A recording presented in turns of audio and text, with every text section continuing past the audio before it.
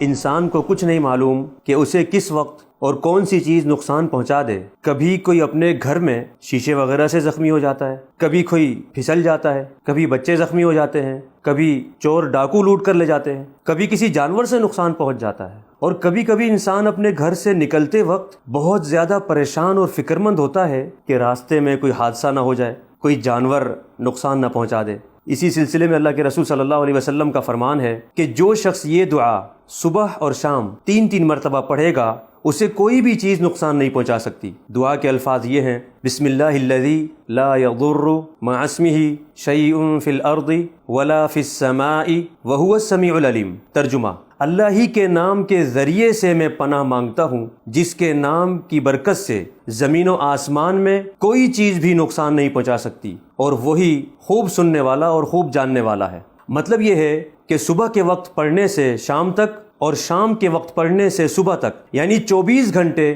ہر نقصان سے محفوظ رہنے کا یہ وظیفہ ہے۔ دعا کے الفاظ پر غور کیجئے: بسم اللہ، میں اللہ کے نام کا وسیلہ دے کر ہر تکلیف دہ چیز سے پناہ مانگتا ہوں۔ معلوم ہوا کہ اللہ کا ذکر حفاظت کا بہت بڑا ذریعہ ہے۔ الذی لا یضر مع اسمہ، اللہ کے نام کا وسیلہ دینے کے بعد نقصان نہیں دے سکتی کیا چیز؟ شیء، کوئی بھی چیز، چاہے اس نقصان کا اندیشہ پہلے سے ہی ہو رہا ہو یا پھر اچانک آنے والی آفت و مصیبت ہو، یہاں تک کہ اگر کوئی زہریلا جانور ڈنگ بھی مار دے تو بھی اللہ کے حکم سے اس کے ڈنگ سے ذرہ برابر بھی نقصان یا تکلیف نہیں ہو سکتی۔ فی الارض، وہ نقصان دہ چیز چاہے زمین کے اوپر ہو یا بل میں، خشکی میں ہو یا پانی میں، ولا فی السماء، اور نہ ہی آسمان سے آنے والی کوئی بھی آفت و مصیبت نقصان دے سکتی ہے۔ وہو السمیع، السمیع کے شروع میں ال ہے جس کا مطلب ہے وہی، یعنی اللہ تعالیٰ ہی خوب سننے والا ہے۔ جتنی بھی مخلوقات ہیں، چاہے وہ آسمانوں میں ہو یا ہواؤں میں، زمین کے اوپر ہو یا زمین کے نیچے، خشکی میں ہو یا تری میں، اللہ تعالیٰ ہی تمام مخلوقات کی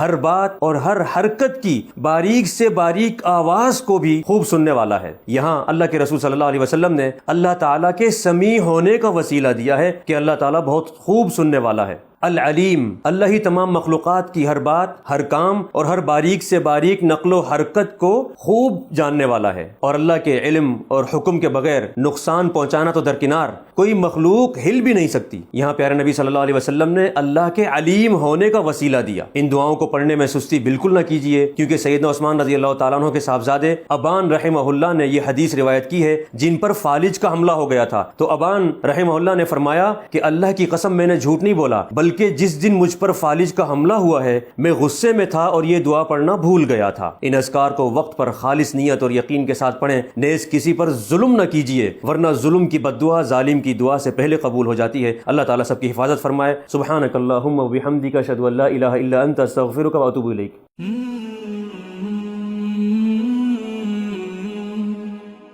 سبسکرائب کریں اور بیل آئیکن پر کلک کریں تاکہ آپ کو بر وقت ہماری ویڈیوز کا نوٹیفیکیشن مل سکے۔